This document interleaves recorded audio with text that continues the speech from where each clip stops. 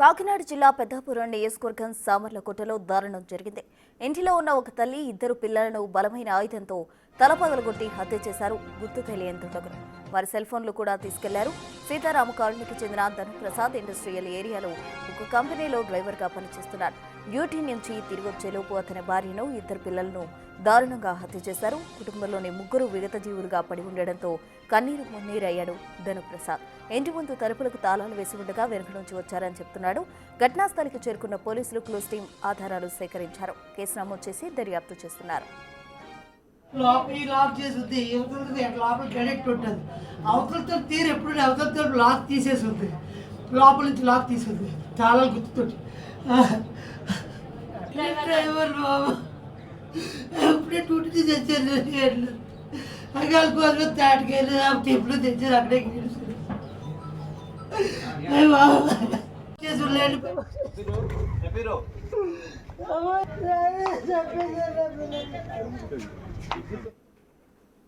ఇదే అంశానికి సంబంధించి మరింత సమాచారం మా ప్రతినిధి శివశంకర్ అందిస్తారు. శివశంకర్, ప్రశ్న చూస్తున్నట్లయితే పెద్దాపురం నియోజకవర్గం సామర్లకోటలో అయితే దారుణం చోటు చేసుకుంది.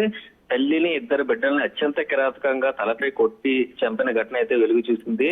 సీతారామ కాలనీకి చెందిన తల్లి ఇద్దరు పిల్లల్ని కూడా ఒక బలమైన ఆయుధంతో కొట్టి హతమార్చినట్టు కూడా ఇప్పటికే పోలీసులు అంచనా వేస్తున్నారు.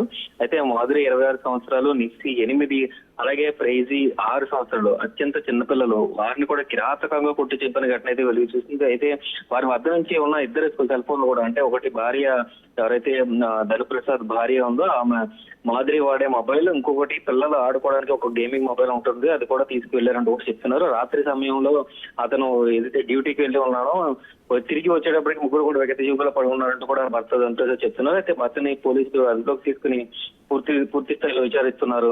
అయితే ఇప్పటికే ఆ సంఘటనా స్థలానికి డాగ్ స్క్వాడ్ చేరుకుంది, అలాగే క్లూస్ టీం కూడా చేరుకుంది. డాగ్ స్క్వాడ్ ఏదైతే భర్త చూసినట్లుగా వెనక గోడ నుంచి పైకి దూకి అటుపక్కగా ఉన్న జగనన్న కాలనీ నుంచి మెయిన్ రోడ్డుకి వచ్చినట్టుగా కూడా చెప్తున్నారు పోలీసులు. అయితే మనం చూడొచ్చు, ఇప్పటికే జిల్లా ఎస్పీ బిందు మాధవ్ కూడా ఘటనా స్థలానికి చేరుకున్నారు. పూర్తి దీని వెనక ఎవరన్నా సరే బయటికి తీస్తాం, నిందితులందరినీ కూడా పట్టుకుంటూ అంటూ కూడా చెప్తున్న పరిస్థితి కనిపిస్తుంది.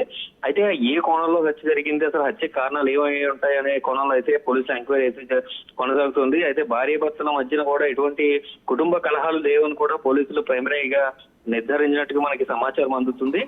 ఓవరాల్ గా చూసుకున్నట్లయితే ఎవరికైనా గొడవలు ఉన్నాయా, లేకపోతే అంత కక్ష కట్టి చంపాల్సిన అవసరం ఏముంది, దీనికోసం వచ్చారు అసలు దుండగులు అనే కొన్ని కోణంలో అయితే ఇప్పటికే పూర్తిగా అయితే ఎంక్వైరీ చేస్తున్న పరిస్థితి కనిపిస్తున్న పరిస్థితుల్లో.